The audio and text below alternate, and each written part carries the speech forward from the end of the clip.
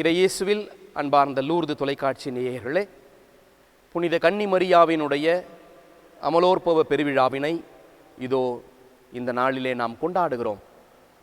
அன்னை கன்னி மரியா மாசற்ற நிலையிலே இந்த திரு அவையை மிகச்சிறந்த முறையில் வழிநடத்தி கொண்டிருக்கிறார் என்ற அந்த நம்பிக்கையை நாம் ஒவ்வொரு ஆண்டும் இந்த அமலோற்பவ பெருவிழாவிலே நன்றியோடு அன்னை மரியாவுக்கு விழா எடுத்து கொண்டாடுகிறோம். இந்த பெருவிழா உணர்த்துகின்ற செய்தி என்ன? இந்த விழாவிலிருந்து நாம் என்ன கற்றுக்கொள்ள முடியும் என்று பார்க்கிற பொழுது 1858 ஆண்டு மார்ச் மாதம் 25ஆம் தேதி பெர்னதத் என்ற சிறுமிக்கு அன்னை மரியா காட்சி கொடுத்தார். அந்த சிறுமி, உம்முடைய பெயர் என்ன என்று அவர் கேட்டபொழுது, நாமே அமல உற்பவம் என்று சொன்னார்.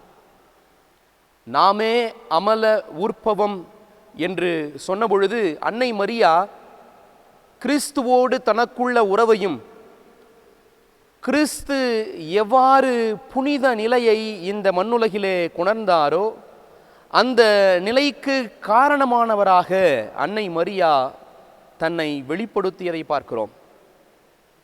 ஒரு மாசற்ற செம்மறியை தன்னுடைய உதிரத்திலே சுமந்த அன்னை மரியாகவும் மாசற்றவராக, பாவ நாட்டம் இல்லாதவராக, எந்த ஒரு பாவமும் இல்லாத புனிதையாக மாசற்ற செம்மறியை தன்னுடைய உதிரத்திலே சுமந்தார். அந்த மாசற்ற செம்மறிதான் நமக்காக பலியாகி நம்முடைய மீட்புக்கு காரணரானார்.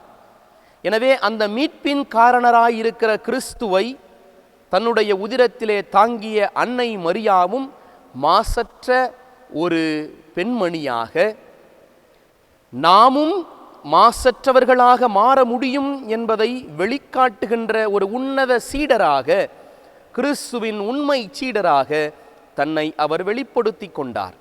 எனவே அன்பிற்குரியவர்களே, இந்த விழா நமக்கு உணர்த்துகின்ற செய்தியாதெனில், அன்னை மரியாவைப் போல நாமும் மாசற்றவர்களாக மாற வேண்டுமெனில் தாழ்ச்சி நிறைந்த உள்ளத்துடன், அமைந்த மனதுடன் இறை திட்டத்தை ஏற்றுக்கொள்ளுகின்ற மனப்பக்குவத்தை தர வேண்டி அன்னை மரியாவின் வழியாக இறை அருளை இறைஞ்சுவோம்.